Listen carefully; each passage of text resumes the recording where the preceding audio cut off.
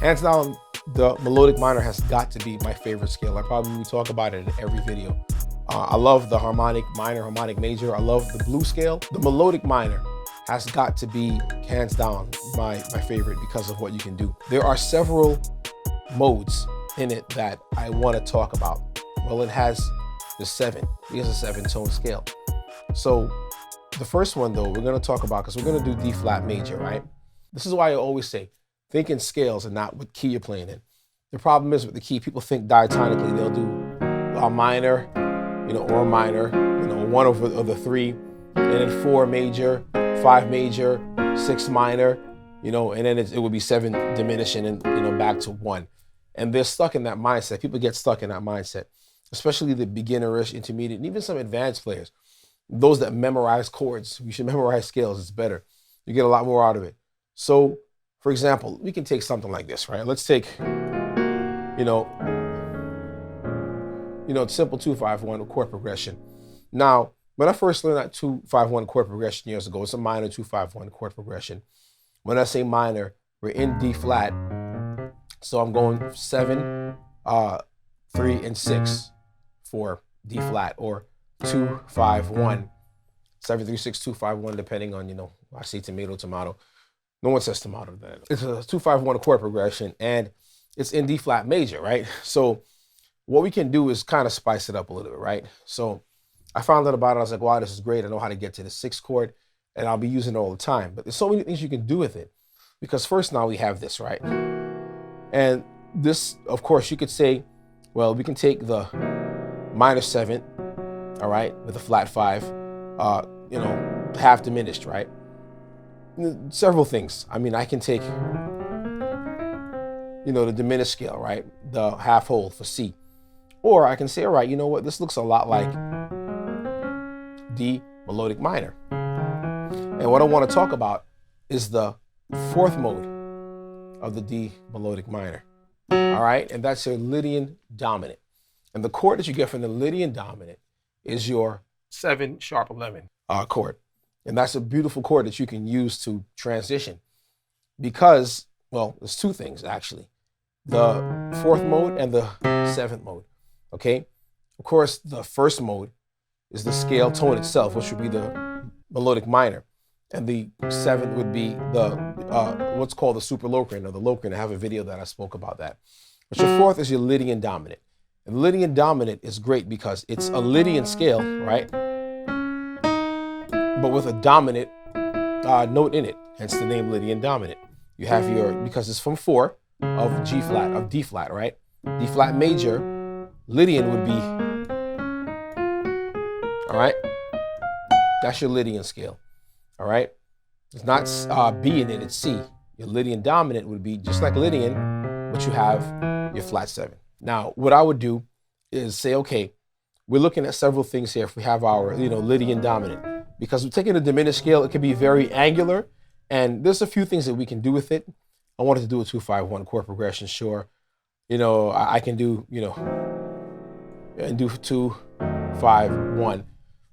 But we can move on from that and look at something different. So now the 1st mode, of course, would be our the 7th. I'm sorry, the 1st mode I want to talk about is the 7th mode of the melodic minor would be the C. Right, this would be a C superlocrian, a C altered. Okay, so we have a sharp 5 and a sharp 9. Okay, from the D flat melodic minor scale.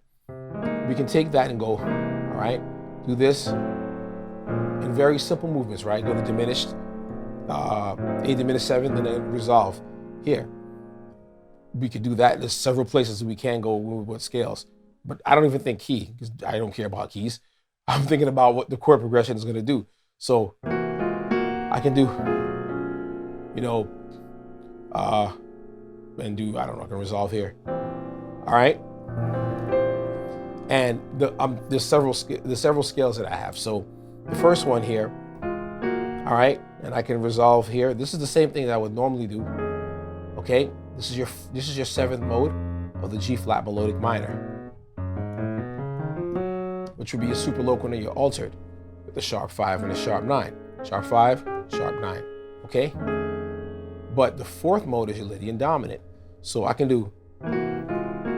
go go to the fourth mode of that, 2, 3, 4, of the Lydian of the melodic minor, and I get our 7 sharp 11 chord, okay?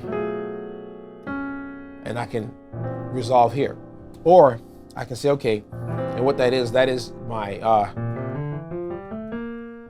the B flat Lydian scale I'm playing. Basically, it's F, but starting from B flat. And somebody asked me the other day, what's the difference? What's the difference between the two? You can see it, it's huge. You can hear it. It's right here in the music itself. You know, it's not well, I'm just playing F over B flat. No, not when you're doing a chord progression. Not a key. Because if you're thinking key, you're thinking, well, it's gonna be, you know, either minor or major, I'm stuck. Again, you can do something like this, 2, 5, 1 for B flat, right? Minor, all right? Or 7, 3, 6, D flat major, right? We can do, right, if we wanted to keep that same pattern with the sharp 5, sharp 9 altered scale. Okay. Sorry, that was a mistake. So this is what I meant to do here. This is playing the half step below. Whenever you do a 2, 5, 1 chord progression and the tonic is a minor, because a lot of these are what's called deceptive cadences. You go from the 5 and you go into any other chord but the tonic, okay? So I can go here, I can end here, or I can end here, depending on which way my melody is facing or what I'm trying to play for my melody. The important thing is to remember is that we have the 7th and the 4th. Your 7th or your 7th for F sharp, G flat. In this case, the 7 for D flat is your superlocant or your altered, and then the 4th is the Lydian dominant. That's the name of that mode. So the Lydian dominant would be, just like the name implies, the Lydian mode with a dominant note in it. Instead of me playing this chord here, right? What I can do is play the Lydian dominant, all right? And the chord would be the 7 sharp 11. So if I did, okay, I can also replace this because C and G flat F sharp are brothers and sisters, so to speak. They share the same tritone, which are the 2 most important notes. We can have either a C7 flat 5, or we can have G flat 7, G flat 7 flat 5, or C7 flat 5. So we can replace those notes. Those are tritone or flat 5 substitutions. So if I don't want to play C, I can go here. All right, I can play this, I'm sorry. Or play this, right, here we go. All right, I can do this here. Actually, it wouldn't. Yes, I would, because I'm playing this in this D melodic minor. So now we have this chord here, right? I can do this. I can do basically this 5 for B. All right. And I can switch and go where I want. Now I'm in A, and I can go right back to D flat. All right, it's a deceptive cadence, sort of. There's a couple of things we can do. I may have done this, or I don't know.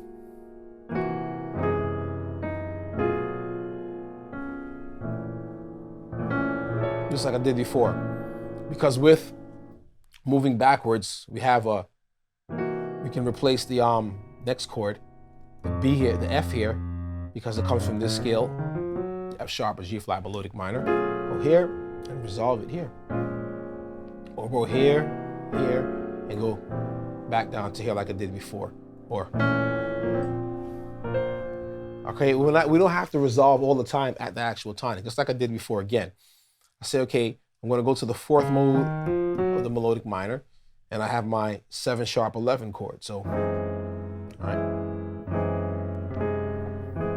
play that. The 7 sharp 11 chord is the replacement in the D flat melodic minor.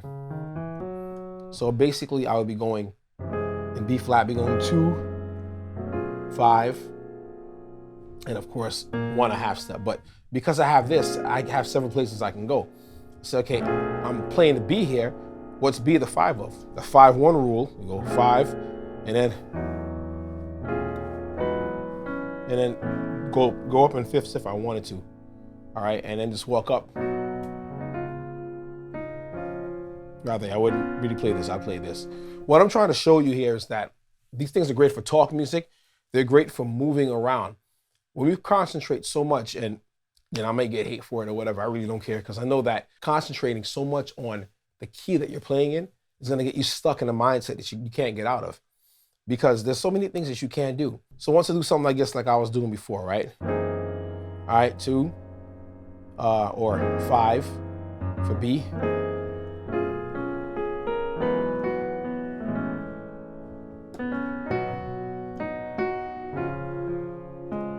I can do a deceptive cadence.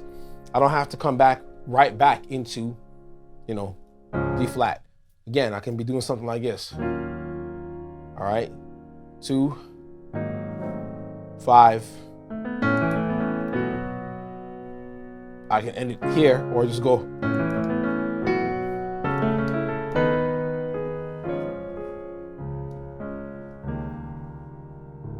And pretty much go wherever I want, because what I did there, the last chord, I ended up playing, what was this? 1, 2, 3, 4. Here, the D flat Lydian. Okay, so but what the takeaway here is this. I want you to understand that the modes that are in the melodic minor scale are important. The first melodic minor scale was D flat. Okay, and we took 2 chords from there. We took the Superlocrian, and we took the Lydian dominant chord, the 4th, 1, 2, 3, 4, which is the 7 sharp 11 chord. All right, and the second mode is the F sharp or G flat melodic minor. So we were messing around with the 7th Superlocrian or the altered chord, or we were going to the 4 chord, which would be the Lydian dominant. All right, scale, Lydian dominant scale. Okay, and that chord is your 7 sharp 11 chord, but that turns into a 2-5-1 or a 5-1 chord that we can kind of jump around with.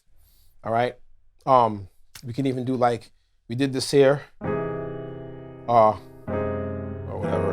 Yeah, we can do this.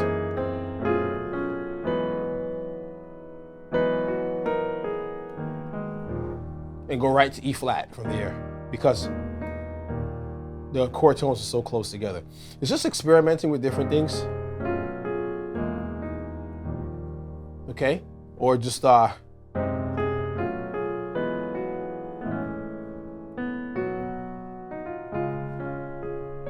it doesn't matter so much, again, what key you're playing in. I can't stress this enough, because thinking in keys just gets you stuck in a mindset. Of course, you need keys to know. Musicians are going to communicate, but so what key is the song in? I don't know, we're just going to guess. No, that's not going to help. No, that just defeats the purpose of, of music, or of having, the song in a key. But the fixation on, learning all the chords in a particular key that, a lot of beginners and some intermediate players get themselves into, kind of puts a glass ceiling. It kind of caps what you're trying to do. And so I hope this has helped you. And if it has, like I said, go check out gospelprogressionsuniversity.com.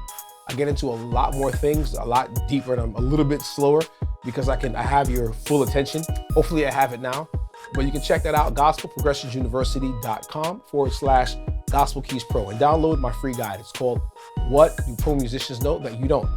God bless you, and I'll see you in the next video.